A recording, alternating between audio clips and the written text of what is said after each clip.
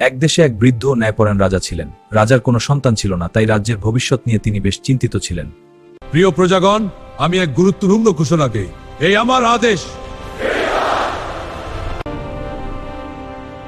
এই বীজটি নিয়ে বাড়ি যাও। 1 বছর পর তোমরা যার যার টব নিয়ে এখানে আসবে। যার গাছ সবচেয়ে সেরা হবে তাকে আমি আমার উত্তরাধিকারী ঘোষণা করব।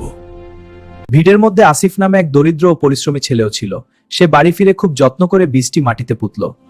1 বছর পূর্ণ হলো। রাজ্যের সব কিশোর রাজপ্রাসাদে জড়ো হয়েছে। সবার হাতে বড় বড় ডালপালা আর রঙিন ফুলে ভরা টব। আসিফ খুব লজ্জিত ছিল, কারণ তার হাতে ছিল কেবল শুকনো মাটি, এক শূন্য টব। তোমার গাছে কি একটি পাতাও জন্মায়নি? মহারাজ, আমি অনেক যত্ন করেছি, কিন্তু এই বীজ থেকে কোনো চারা বের হয়নি। শোনো প্রজা, যে বীজগুলো দিয়েছিলাম সেগুলো ছিল সেদ্ধ করা। সেদ্ধ বীজ থেকে কখনো চারা হওয়া সম্ভব নয়।